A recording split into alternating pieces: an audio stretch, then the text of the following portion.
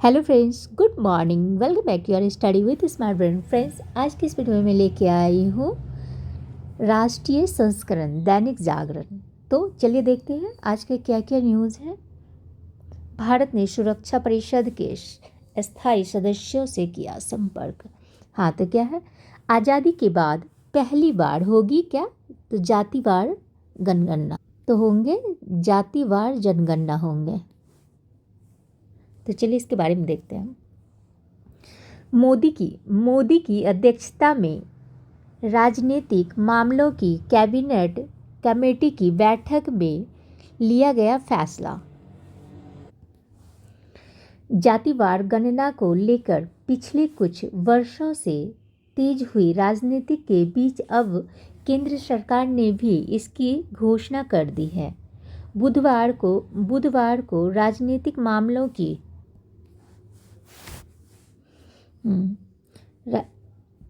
इसकी घोषणा कर दी है। बुधवार को राजनीतिक मामलों की कैबिनेट कमेटी ने जनगणना के साथ जातिवार जनगणना को हरी झंडी दे दी, यानी अगले साल संभावित जनगणना के साथ ही जातिवार जनगणना भी होगी। यह आज़ादी के बाद पहली बार होगा जब जातिवार गणना की जाएगी, क्योंकि इससे पहले कई बार जाति सर्वेक्षण हुई है, लेकिन पूरी गणना नहीं की गई। सरकार के इस फैसले पर राजनीतिक बयानबाजी तेज हो गई है। कांग्रेस समेत कई विपक्षी दल जहां इसे अपनी जीत बता रहे हैं, वहीं भाजपा की ओर इतिहास स्पष्ट किया गया कि कांग्रेस की सरकार ने ही जातिगत जनगणना का विरोध किया। इस फैसले के बाद एक बारगी जहां देश का ध्यान पाकिस्तान से हटकर घरेलू राजनीति पर आया, वहीं प्रधानमंत्री नरेंद्र मोदी ने एक झटके में ही विपक्ष का बड़ा चुनावी मुद्दा ही छीन लिया। बिहार में अक्टूबर-नवंबर में होने वाले चुनावों में विपक्षी महागठबंधन इसे प्रमुख मुद्दा बनाने की तैयारी कर रहा था। वे विपक्षी महागठबंधन इसे प्रमुख मुद्दे बनाने की तैयारी कर रहा था। अब इसे लेकर चुनाव में श्रेय की होड़ छिड़ेगी। सूचना और प्रसारण मंत्री अश्वनी वैष्णव ने इस फैसले की जानकारी देते हुए विभिन्न राज्यों में जातिगत जनगणना के नाम पर चल रहे जाति सर्वेक्षणों पर सवाल उठाए। उन्होंने स्पष्ट किया कि संविधान के अनुच्छेद 246 के तहत जनगणना का अधिकार केवल केंद्र सरकार के पास है, इसलिए राज्यों को जातिवार गणना कराने का अधिकार नहीं है। जाहिर है, इस प्रकार के जातीय सर्वे ने समाज में भांति फैलाने का काम किया। मनमोहन सिंह सरकार ने भी जातिवार गणना कराने की घोषणा की थी, लेकिन सर्वे ही कराया। वैष्णव के अनुसार देश की सामाजिक ताने बाने को राजनीतिक दबाव से दूर रखने के लिए कैबिनेट ने राज्यों के सर्वे की जगह जातियों की गणना को मूल जनगणना में शामिल करने का फैसला किया। पारदर्शी तरीके से जातियों की गणना से समाज के आर्थिक और सामाजिक उत्थान में मदद मिलेगी। उन्होंने कहा कि हकीकत यह है कि कांग्रेस की सरकार ने ही आज तक जातिवार गणना का विरोध किया है। इसका प्रमाण है कि आज़ादी के बाद सभी जनगणनाओं में जाति की गणना की ही नहीं जा गई। जातिवार गणना के मुद्दे को कांग्रेस व INDRI के दल सिर्फ राजनीतिक लाभ के लिए इस्तेमाल कर रहे हैं। मनमोहन सिंह सरकार ने 2010 में संसद में आश्वासन देने के बावजूद जातिवार गणना नहीं कराई। मंत्रिमंडल समूह की संस्तुति के बावजूद मनमोहन सरकार ने सामाजिक आर्थिक जातीय जनगणना के नाम पर सिर्फ सर्वे कराया। ध्यान देने की बात है कि जातिवार जनगणना 1931 में जनगणना के साथ हुई थी। उसी आधार पर OBC आरक्षण के लिए मंडल कमीशन ने 1980 में रिपोर्ट सौंपी थी और 1951 में प्रधानमंत्री BC सिंह ने इसे लागू किया था। लेकिन पिछड़ी जाति की मौजूदा जनसंख्या जानने और उसके अनुरूप उनके उत्थान की नीतियाँ बनाने के लिए जातिवार गणना कराने की मांग जोर पकड़ ली थी। शॉर्ट में समझ लेते हैं। अगले साल संभावित जनगणना के साथ ही होगी जातिवार गणना। तो यहाँ पे बोला जा रहा है कि अगले साल संभावित जनगणना के साथ ही होगी जातिवार गणना। बिहार विधानसभा चुनाव से पहले सरकार ने विपक्ष का बड़ा मुद्दा छीना। आखिरी बार देश की आज़ादी से पहले 1931 में हुई थी जातिगत जनगणना। नई दिल्ली में बुधवार को कैबिनेट के नियमों के बारे में मीडिया को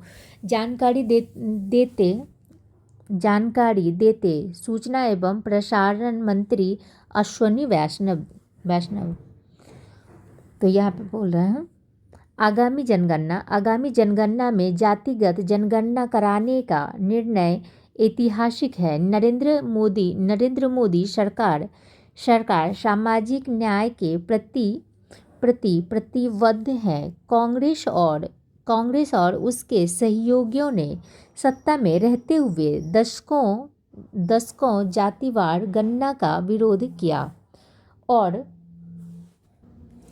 और विपक्ष में रहते हुए इस पर राजनीति की यह निर्णय समावेशिता को बढ़ावा देगा और वंचितों की प्रगति के लिए नए रास्ते खोलेगा।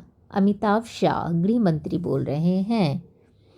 जातिगत जनगणना का स्वरूप तय करने को बन सकती है सर्वदलीय समिति। 2011 के सामाजिक आर्थिक और जातिवार गणना SICC के सर्वे से सीख लेते हुए सरकार इसका स्वरूप तय करने के लिए सर्वदलीय समिति का गठन कर सकती है। 2011 की SIC में 1931 की 4,147 जातियों की तुलना में 46.80 लाख जातियां दर्ज की गई थी। इस बार सरकार जनगणना के साथ साथ जातिवार जनगणना कराने का फूलप्रूफ मॉडल तैयार करना चाहती है। मुद्दे की संवेदनशीलता को देखते हुए सरकार इस पर आम राय बनाने की कोशिश कर सकती है और उनका सबसे अच्छा तरीका सर्वदलीय समिति का गठन है। उसकी अनुशंसा के अनुरूप जातिवार गणना कराई जाएगी। सेकेंड न्यूज़ क्या है बंगाल के दीघा में पुरी की तर्ज पर निर्मित जगन्नाथ मंदिर के खुले कपाट। ठीक है। ये कहाँ है मंदिर? हो गया आपको दीघा के नवनिर्मित भगवान जगन्नाथ मंदिर। राज्य ब्यूरो जागरण कोलकाता। बंगाल के समुद्री पर्यटन शहर दीघा के पुरी की तर्ज पर नवनिर्मित जनगणना मंदिर के कपाट बुधवार को खुले हैं। तो अब यहाँ पे देखते हैं डिजिटल एक्सेस जीवन व स्वतंत्रता के अधिकार का है अभिअंग। तो चलिए उसके बाद भारतीय हमले के डर से निकली पाकिस्तान की हैकड़ी। तो यहाँ पे क्या बोला जा रहा है?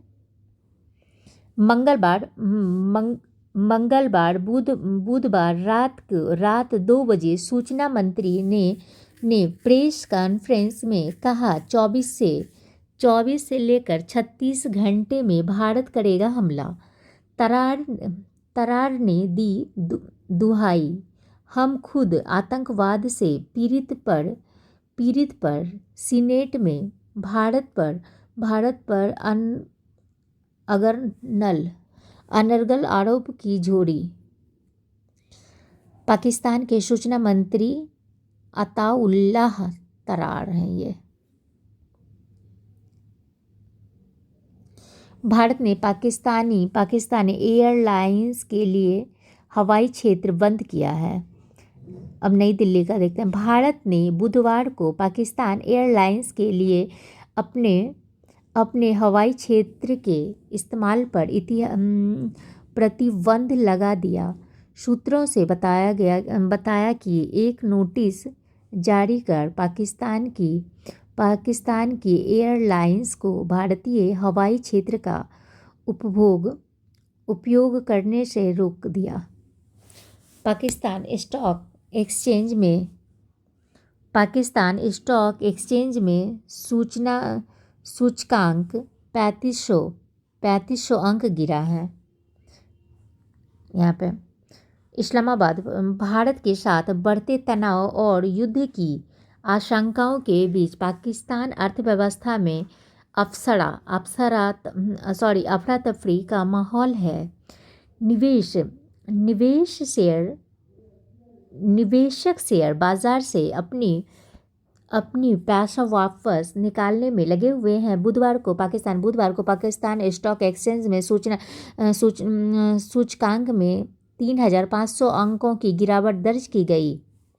पूरे दिन बाजार में गिरावट का रुख रहा और अंत में सूचकांक 3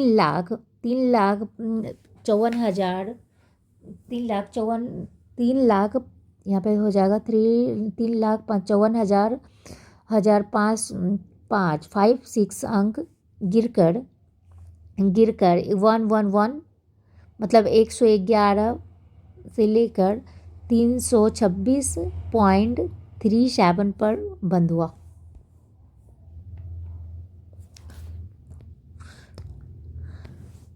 अगर गलती हो फ्रेंड्स तो प्लीज़ हो रही हूँ।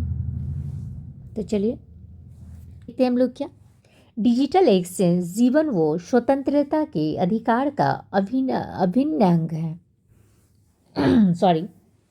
जुलाई 2023 में एसिड हमले की पीड़ित प्रज्ञा प्रसन्न ICICI बैंक की एक शाखा में खाता खोलने गई थी। एसिड हमले की चोट के कारण आंखें नहीं झपका पाने की वजह से वह डिजिटल KYC की प्रक्रिया पूरी नहीं कर पाई थी। बैंक कर्मचारियों ने बताया कि रिजर्व बैंक द्वारा तय प्रक्रिया के तहत KYC की प्रक्रिया तभी पूरी हो सकती है जब कस्टमर कैमरे के समक्ष अपनी आंख झपकाएं। बाद में अपवाद स्वरूप प्रज्ञा की KYC प्रक्रिया को इसके बिना भी पूरा मान लिया लेकिन यह मामला सुप्रीम कोर्ट पहुंच गई तो शीर्ष अदालत ने प्रज्ञा और उसके जैसे लोगों की परेशानी को समझते हुए बुधवार को महत्वपूर्ण फैसला सुनाई। शीर्ष कोर्ट ने कहा सक्रिय रूप से समावेशी डिजिटल पारिस्थितिकी तंत्र डिजाइन करे सरकार। दृष्टिबाधित और एसिड हमला पीड़ित तक डिजिटल एक्सचेंज के लिए जारी किए 20 दिशा निर्देश। अब देखते हैं क्या डिजिटल समावेश के लिए लागू हो कानूनी फ्रेमवर्क। कोर्ट ने कहा कि इसके भेदभाव दूर करने को सरकार और निजी संस्थाओं को यह सुनिश्चित करना चाहिए कि डिजिटल सेवाएं web content exchange civility guideline WCAG और एक्सेसिबिलिटी मामलों को अनुपालन हो। डिजिटल समावेश के लिए कानून फ्रेमवर्क लागू हो ताकि कोई भी दिव्यांग के कारण जरूरी सेवाओं से वंचित ना रहें। इन तकनीकी वास्तविकताओं की रोशनी में संविधान के अनुच्छेद 31 के तहत जीवन के अधिकार की पुनर्व्याख्या होनी चाहिए। तो अब यहाँ पे क्या है, आतंकियों ने हमले के लिए 2 दिन पहले चुना बैसरन। आतंकी पहले पहलगांव की आरू घाटी एम्यूजमेंट पार्क या बेताब घाटी में खेलना चाहते थे खूनी खेल। 7 दिन से पहलगांव और उसके साथ सटे क्षेत्रों में घूम रहे थे आतंकी। 20 ओवरग्राउंड वर्कर थे साथ में। अब विश्वविद्यालय और कॉलेजों का भी बदला जाएगा पाठ्यक्रम। नई दिल्ली। तेजी से बदल रही दुनिया और 21वीं सदी के ज़रूरतों को देखते हुए विश्वविद्यालय अनुदान आयोग UGC ने अब विश्वविद्यालयों और कॉलेजों से भी अपने शैक्षणिक कार्यक्रमों के पाठ्यक्रम में बदलाव करने को कहा है। जैव विविधता बढ़ाने के लिए गंगा में छोड़े गए दुर्लभ कछुए। 2000 करोड़ के क्लासरूम घोटाले में सिसोदिया व सत्येंद्र जैन पर मुकदमा। कितना ये लोग करते रहता है। नेक्स्ट खबर क्या है हमारा, पंजाब व हरियाणा की लड़ाई से दिल्ली में जल संकट का खतरा है। जल प्रबंधन के लिए IIT दिल्ली व जल आयोग के बीच करार।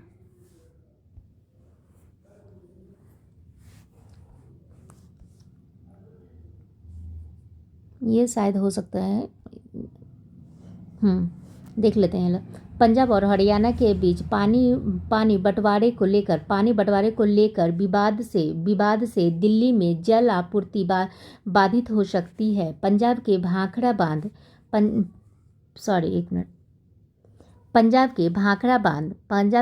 बांध के जलाशय से दिल्ली को 270 मिलियन गैलन प्रतिदिन MDG पानी मिलती है। इससे दिल्ली में लगभग 76 लाख लोगों को जल आपूर्ति की जाती है। यदि यह पानी नहीं मिली तो इस गर्मी में दिल्ली में जल संकट उत्पन्न हो सकता है। पंजाब द्वारा पानी रोकने को भाजपा ने आम आदमी पार्टी को राजनीतिक साजिश बताया है। दिल्ली में सभी नागरिकों को पेयजल उपलब्ध कराना बड़ी चुनौती है। दिल्ली वासियों को प्रत्येक वर्ष पानी की किल्लत का सामना करना पड़ता है। पिछले वर्ष जल संकट को लेकर खूब राजनीतिक हुए थे। तत्कालीन आप सरकार ने हरियाणा व दिल्ली को उसके कोटे का पानी नहीं देने का आरोप लगाया था। मामला सुप्रीम कोर्ट तक गया था। इस बार आप सत्ता से बाहर हैं। भाजपा सरकार के सामने पेयजल आपूर्ति की चुनौती है। पानी आपूर्ति सुनिश्चित करने के लिए मुख्यमंत्री रेखा गुप्ता व जल मंत्री प्रवेश वर्मा अधिकारियों के साथ समीक्षा बैठक कर रहे हैं। पानी की चोरी रोकने के उपाय किए जा रहे हैं। इन सब के बीच पंजाब व हरियाणा के बीच भाखड़ा जलाशय के पानी के बंटवारे को लेकर विवाद शुरू होने से दिल्ली सरकार व दिल्ली जल बोर्ड की चिंता बढ़ गई है। दिल्ली की चिंता के कारण भी हैं।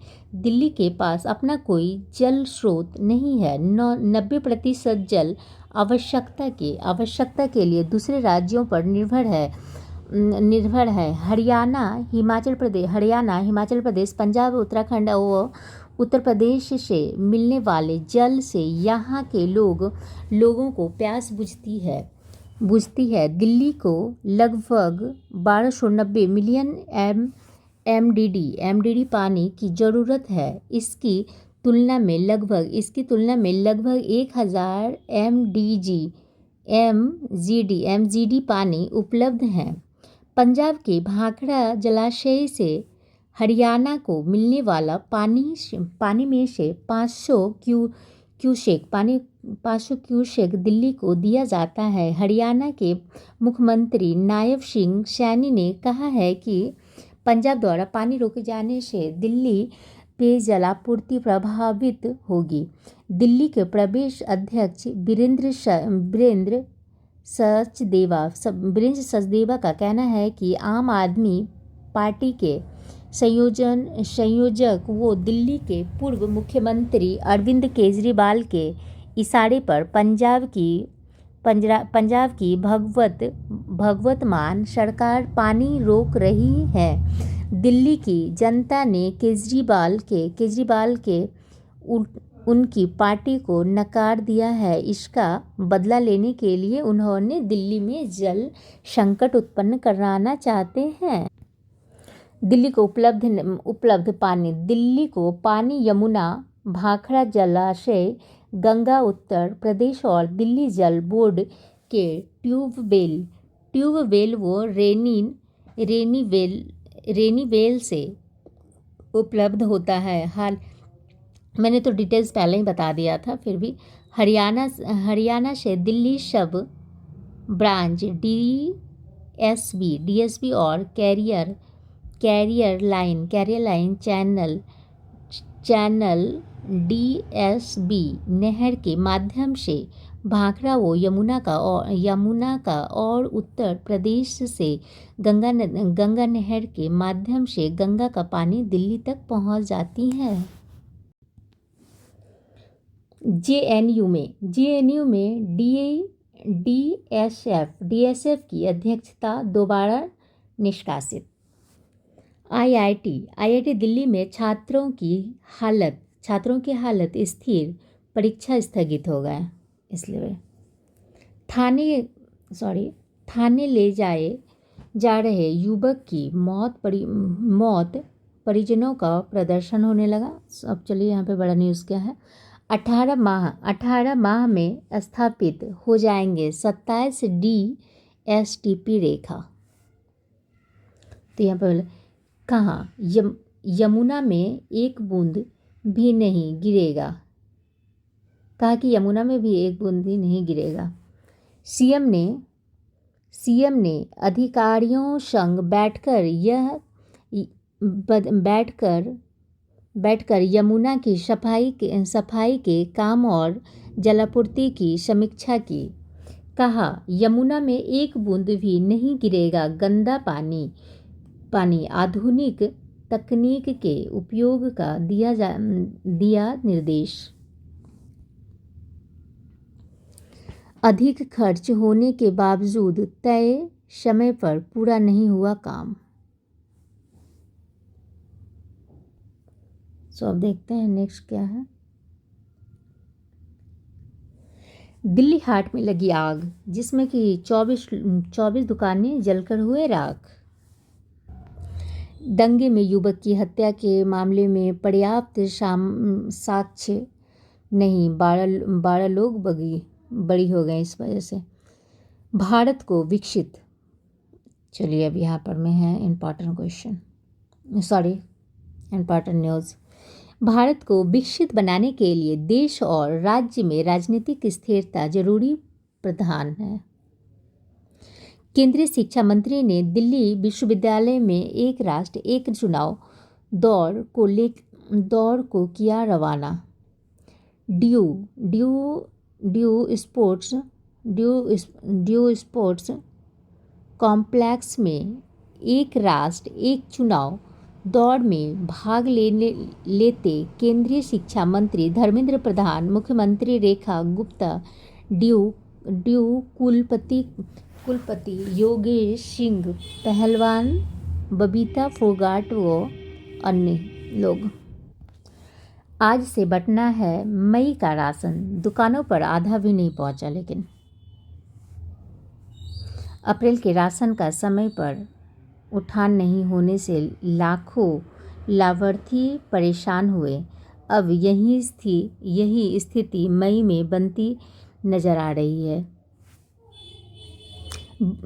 बदलेगा मौसम आज से 3 दिन के लिए आंधी वर्षा का येलो अलर्ट है। चलिए देख लेते हैं थोड़ा सा, नई दिल्ली का है ये। अप्रैल की रिकॉर्ड तोड़ गर्मी के बाद मई की शुरुआत दिल्ली में राहत भरी हो सकती है। सही है। तब नेक्स्ट क्या है?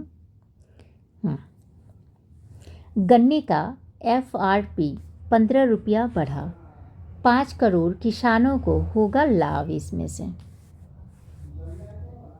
शिलोंग, चलिए देखते हैं। Shillong Silchar high speed road प्रस्ताव को भी मंजूरी। किसानों को मिलेगा 355 रुपया प्रति क्विंटल। प्रधानमंत्री नरेंद्र मोदी की अध्यक्षता में आर्थिक मामलों की मंत्रिमंडलीय समिति की बैठक में बुधवार को 2025 से 26 पेशाई सीजन अक्टूबर से सितंबर के लिए गन्ने के उचित व लाभकारी मूल्य FRP लंबे समय से विचाराधीन कैदियों को रिहा करेगा राज्य। प्रधानमंत्री मोदी अगले 2 दिन में करेंगे 3 राज्यों का दौरा। प्रधानमंत्री नरेंद्र मोदी आज मुंबई में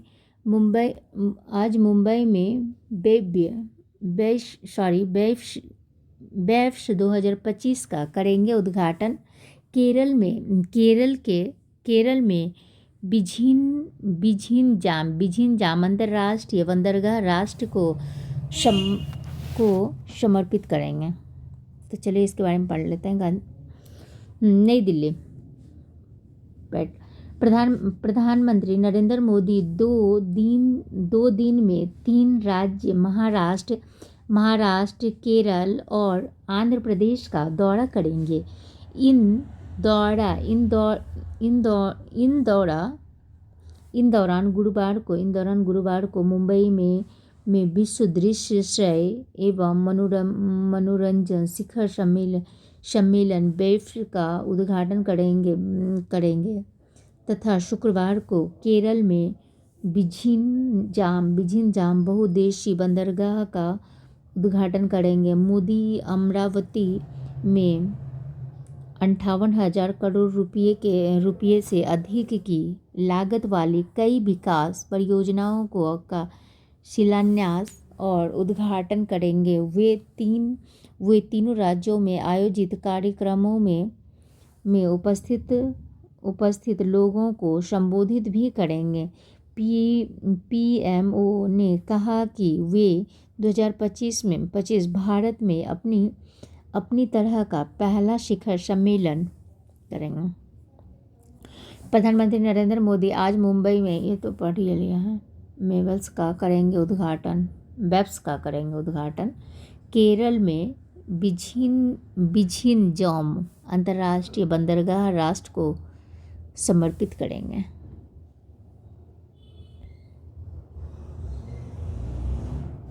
तो अब देख लेते हैं क्या गहरे सामाजिक प्रभाव डालेगी कौन, तो ये जातिगत जनगणना। केंद्र सरकार ने आगामी जनगणना में जातीय जनगणना कराने का ऐलान किया है। पिछले कुछ वर्षों के दौरान विपक्षी दल जातीय जनगणना की मांग को चुनावी मुद्दा बनाने का प्रयास कर रहे थे। आइए जानते हैं कि इसमें इतिहास व वर्तमान में इसके महत्व के बारे में। तो क्या है जातिगत जनगणना?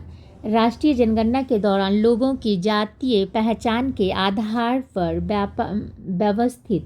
व्यवस्थित तरीके के आंकड़े जुटाए जाते हैं। यही जातीय जनगणना है। भारत में ऐतिहासिक रूप से जातीयता सामाजिक, आर्थिक और राजनीतिक परिदृश्य को प्रभावित करती रही है। ऐसे में जातियों के आंकड़ों से पता चल सकता है कि कोई खास जाति किन क्षेत्रों में है, जातियों की सामाजिक आर्थिक स्थिति क्या है और उनका प्रतिनिधित्व कितना है। इन जातियों का उपयोग सामाजिक न्याय और उनके कल्याण के लिए नीतियाँ बनाने में किया जा सकता है।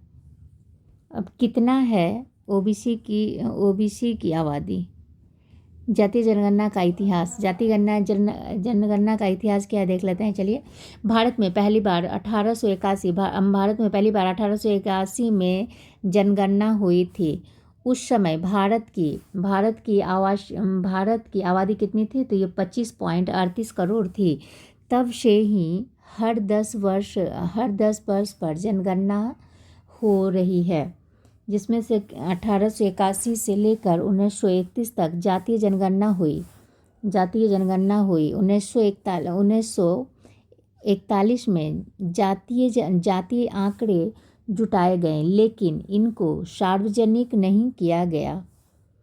आज़ादी के बाद 1951 में पहली जनगणना हुई थी। उस समय सरकार ने तय किया कि सिर्फ अनुसूचित जाति एससी और अनुसूचित जनजाति एसटी के आंकड़े ही जुटाए जाएंगे। सरकार का मानना था कि जातियों की गणना से समाज विभाजित होगा और राष्ट्रीय एकता कमजोर होगी। 1961 में राज्यों को दी गई थी सर्वेक्षण की अनुमति। 1951 में राज्यों को ओबीसी की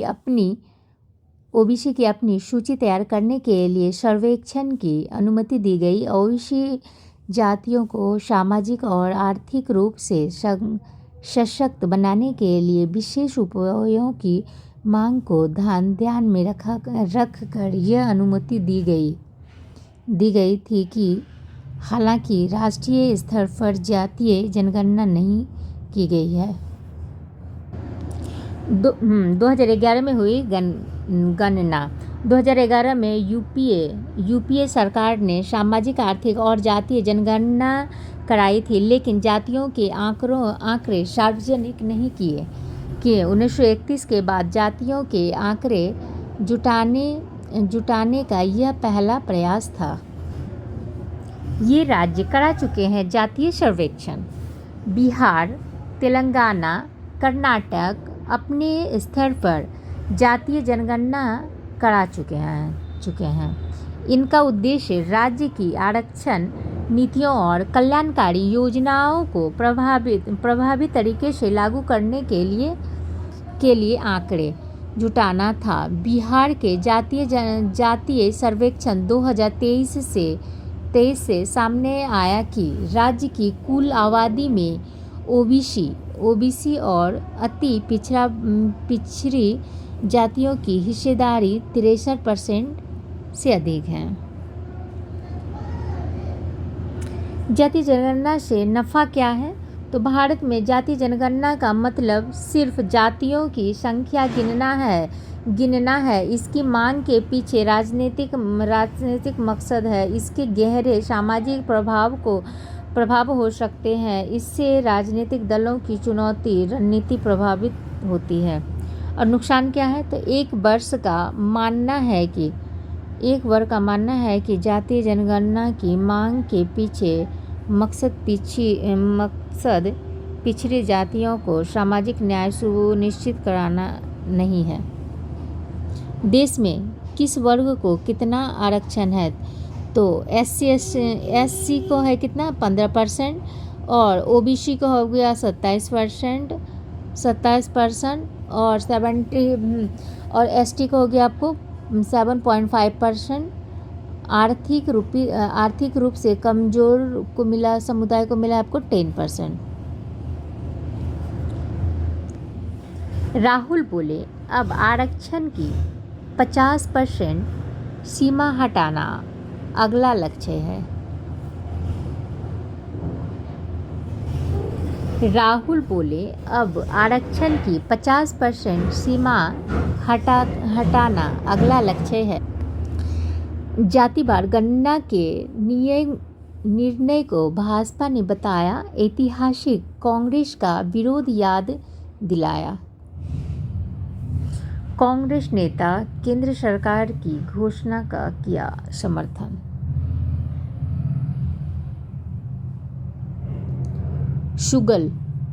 सुगल डिजिटल एक्सचेंज के लिए सुप्रीम कोर्ट के मुख्य निर्देश हैं ये। तो चलिए अब राहुल जी का बात भी सुन लिया जाए, क्या बोल रहे हैं राहुल जी। कांग्रेस के वरिष्ठ नेता राहुल गांधी ने जातिवार गणना कराने के सरकार के निर्णय को अपने अभियान की सफलता के रूप में पेश करते हुए इसका पूरा समर्थन करने की घोषणा की है। जातिवार गणना को ओबीसी और SC/ST के विकास की केंद्रीय धुरी बताते हुए यह भी कहा कि अब 50% आरक्षण की सीमा को हटाने के लिए राजग भाजपा सरकार पर कांग्रेस द्वारा बनाएगी। इसके साथ ही राहुल गांधी ने निजी शिक्षण संस्थाओं में आरक्षण लागू करने के लिए अनुच्छेद 15(5) के क्रियान्वयन को लेकर सरकार पर दबाव बनाने का ऐलान किया। इस अनुच्छेद के तहत निजी शिक्षण संस्थानों में आरक्षण का प्राविधान किया गया है। नहीं, बल्कि लोगों ने मिलकर तैयार किया है। इतना ज़्यादा आसान नहीं होगी देश में जातिवार गणना की राह। 2011 जातीय सर्वे के आंकड़े जारी करने में बड़ी बाधा जातियों की संख्या में बेतहाशा बढ़ोतरी थी। 2011 में महाराष्ट्र की 10.3 करोड़ की जनसंख्या में 4.28 लाख जाति दर्ज की गई। जवाबी कार्रवाई से लेकर सीमा सुरक्षा रणनीति की समीक्षा। जम्मू कश्मीर के साथ ही संपूर्ण पश्चिमी सीमा की स्थिति को जांच। पहलगांव हमले के गुनाहगारों को सबक सिखाने के लिए मोदी कर चुके हैं सेना को खुली छूट का ऐलान। प्रधानमंत्री नरेंद्र मोदी की अध्यक्षता में बुधवार को हुई कैबिनेट की सुरक्षा मामले की समिति CCS बैठक में पहलगांव आतंकी हमले के बाद सीमा पार की जाने वाली संभावित जवाबी कार्रवाई की तैयारियों पर चर्चा हुई थी। मंगलवार को प्रधानमंत्री द्वारा भारतीय सेनाओं को जवाबी कार्रवाई की खुली छूट, जवाबी कार्रवाई का जो है ना, जवाबी कार्रवाई का खुली छूट दिए जाने के बाद CCS की यह पहली बैठक है। भारत ने सुरक्षा परिषद के अस्थायी सदस्यों से किया संपर्क। DGMO बातचीत में फायरिंग को लेकर पाकिस्तान को चेतावनी।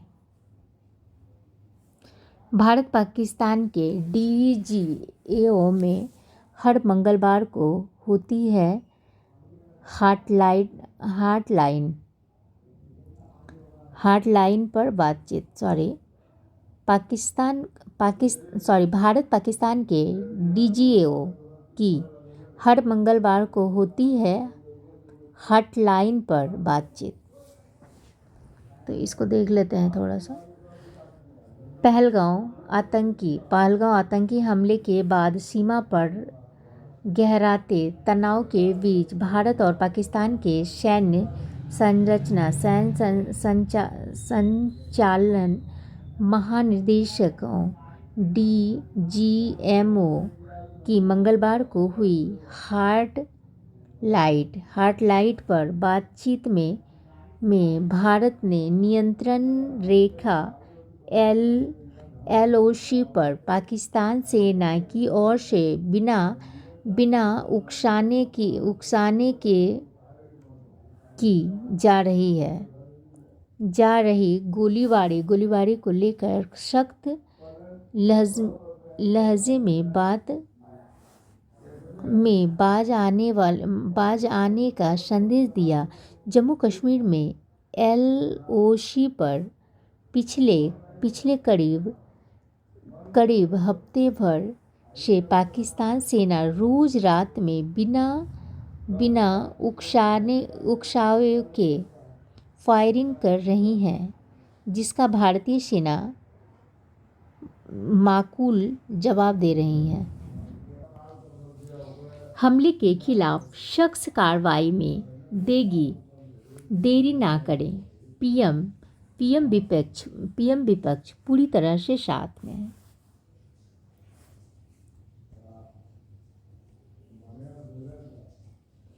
पाकिस्तानी नेताओं की तरफ से नफरती बयानों का सिलसिला जारी है। पूर्व प्रमुख आलोक जोशी बने राष्ट्रीय सुरक्षा सलाहकार बोर्ड के प्रमुख। समय सीमा समाप्त होने के बाद अब ढूंढकर डिपोर्ट किए जा सकते हैं पाकिस्तान। रात के अंधेरे में गोलीबारी कर रहा पाकिस्तान दिन में चौकियों से भी गायब हो जाते हैं। ओवरग्राउंड वर्कर्स संघ 19 अप्रैल को बैसरन पहुंचे थे आतंकी। नेक्स्ट क्या है? अब विश्वविद्यालय और कॉलेजों का भी बदला जाएगा पाठ्यक्रम। समाज सेवा का संकल्प बन गया परिणय संस्कार का अनूठा संयोग, भागवत में कहा गया है। राहुल गांधी के स्वागत व विरोध की राजनीति में गमाई अमेठी। मध्यस्थता कानून के तहत दिए निर्णयों को संशोधित कर सकते हैं न्यायालय। कब्रिस्तान की जमीन पर बना मदरसा 6 सील।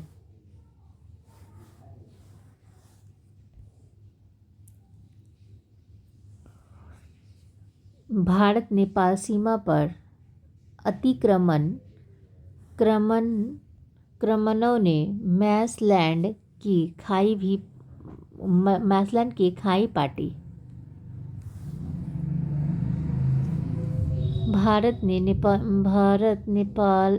नेपाल सीमा पर दोनों तरफ से सीमा का अतिक्रमण किया गया है।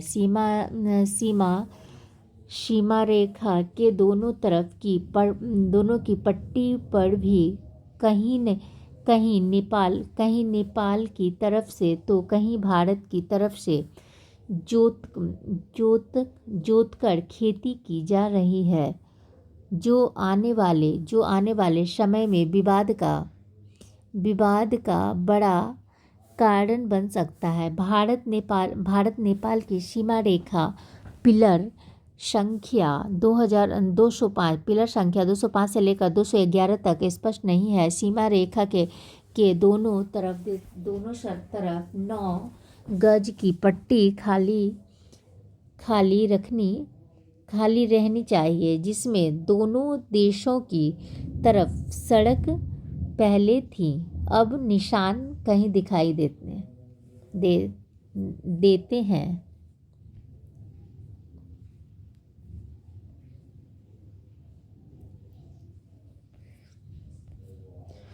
पुणे के बीजे मेडिकल कॉलेज में रैगिंग, 3 छात्र निलंबित हो गए।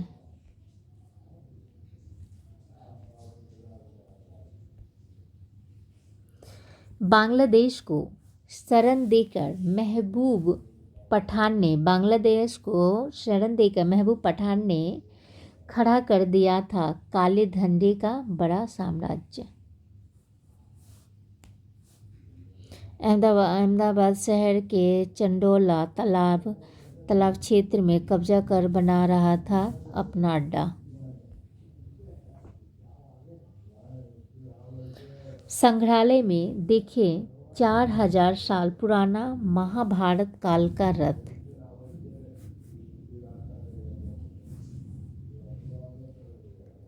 सिनौली में खुदाई में मिले 400 साल पुराने रथ के बारे में सुना तो बहुत से लोगों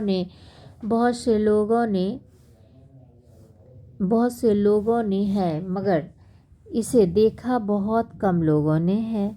खुदाई में मिलने के 7 साल बाद अब इसे जनता को देखने के लिए राष्ट्रीय संग्रहालय में प्रदर्शित किया गया है। राष्ट्रीय संग्रहालय की हड़प्पा बिग में इसे कोई भी जाकर देख सकता है।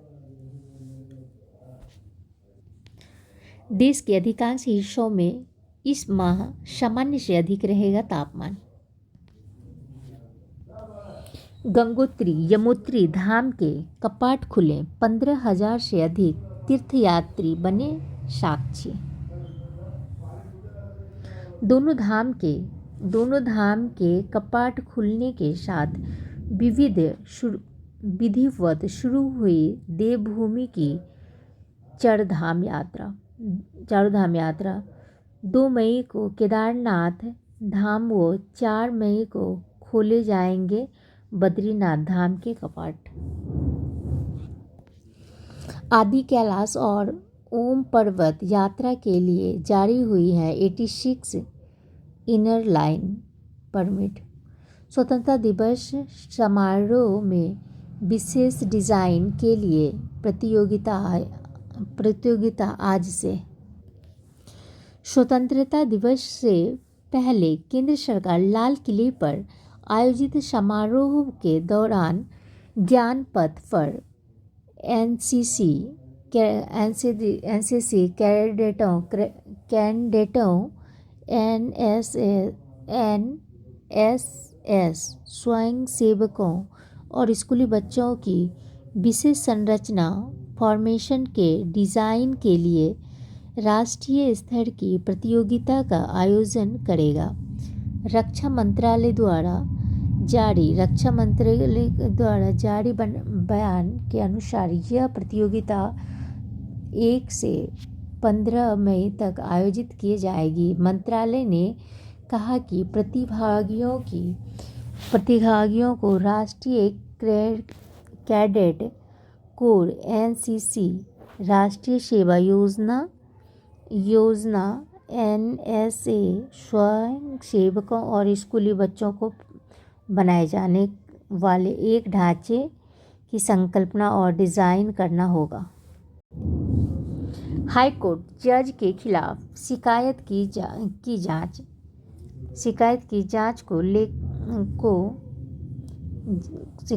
जांच के लोकपाल के अधिकार पर जुलाई में सुनवाई। सुप्रीम कोर्ट ने सुनवाई टालते हुए कहा, इस मामले पर दूसरी पीठ करेगी विचार। लोकपाल ने 27 जनवरी के फैसले पर रोक लगा चुका है सर्वोच्च न्यायालय। अब बंगाल के दीघा में भी जगन्नाथ धाम। कांग्रेस नेता ने आरएसएस को आतंकवादी संगठन बताया था। सीआईएससीई बोर्ड के 10वीं और 12वीं का 99% रहा परिणाम।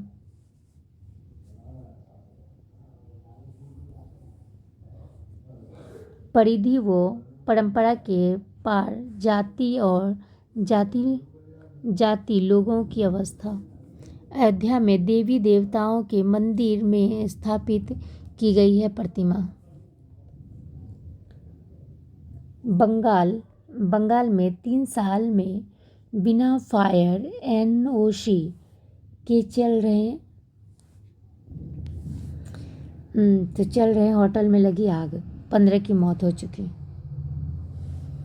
26/11 आतंकी हमले की जांच करने वाले देवेन भारतीय बने मुंबई के पुलिस आयुक्त। देवेन महतो ने 55 करोड़ रुपये में ऋण धोखाधड़ी में चौकसी के खिलाफ गैरेज मानती वारंट। मणिपुर के 21 विधायकों ने चुनी हुई सरकार बहाल करने का किया अनुरोध। कॉमन लॉ एडमिशन स्टेज से जुड़े फैसले पर फिर से होगी सुनवाई। आंध्र प्रदेश के श्री वाराहलक्ष्मी नरसिंह मंदिर के दर्शनार्थियों पर गिरी दीवार, 8 की मौत हो गई। कांची कामकोटी पीठ के नए कनिष्ठ पुजारी बने सत्य चंद्रशेखर सरस्वती।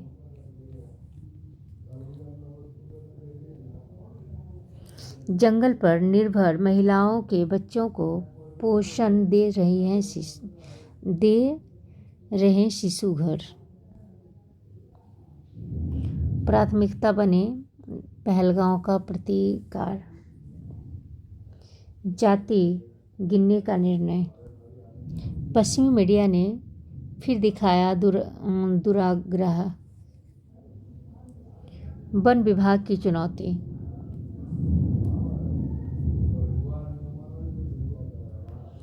माओवाद मुक्त भारत की ओर बढ़ते कदम।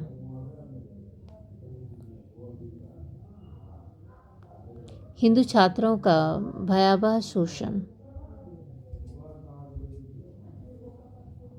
श्रम को मिले सामाजिक सम्मान। सो अब देखते हैं बिजनेस।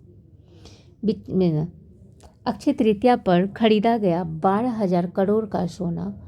मानसून का पूर्वानुमान। कृषि क्षेत्र के लिए अच्छा, बढ़ेगी खपत।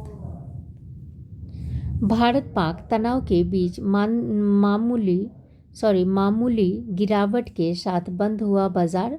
भारत ब्रिटेन एफटीए वार्ता अंतिम दौर पर है। 1.25 लाख तक एलटीसीओ पाने वाले भी भर सकेंगे आईआईटीआर। हाईवे निर्माण में कम बोली लगाने वाले ठेकेदार पर और सख्ती होंगे। अंसल समूह के ठेकेदारों पर ईडी की छापेमारी। 100 दिन पूरा होने पर ट्रंप ने मिशिगन में कहा, अमेरिका को फिर महान बनाएंगे। हाइड में पाकिस्तान कॉन्फ्रेंस पर छात्रों ने जताई नाराजगी। तियानगो अंतरिक्ष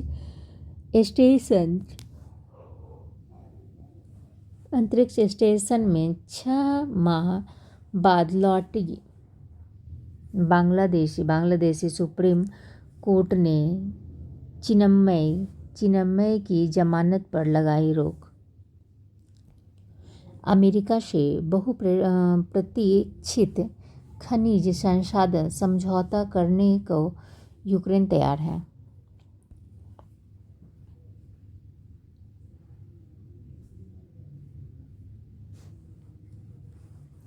तियानगोंग अंतरिक्ष स्टेशन से 6 माह बाद लौटे 3 चीनी यात्री।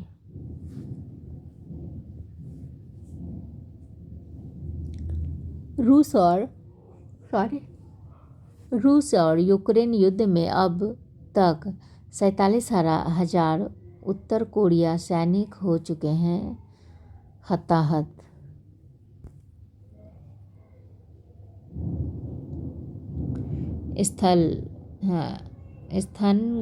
स्थानादेश लेकर आनंद लेते हैं मुकदमेबाज हाईकोर्ट। अमेरिकी लड़कियों से अश्लील फोटो मांगने वाले को सीबीआई ने दबोचा। ये सब कोई काम का नहीं है, अपना काम का।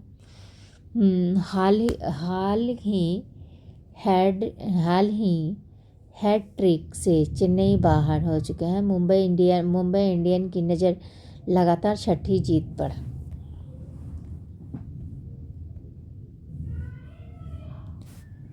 डेम्बले के गोल से जीता पीएसजी।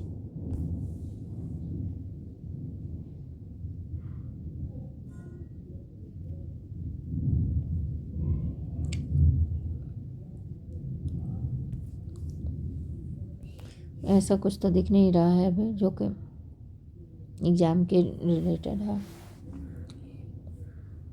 बारिश से ज़मीन पर ज़्यादा नमी बढ़ने से आर्द्र गर्मी का खतरा हो चुकी है। 11 वर्षीय सौर चक्र से सूर्य अंदरूनी मौसम का पता लगाएगा।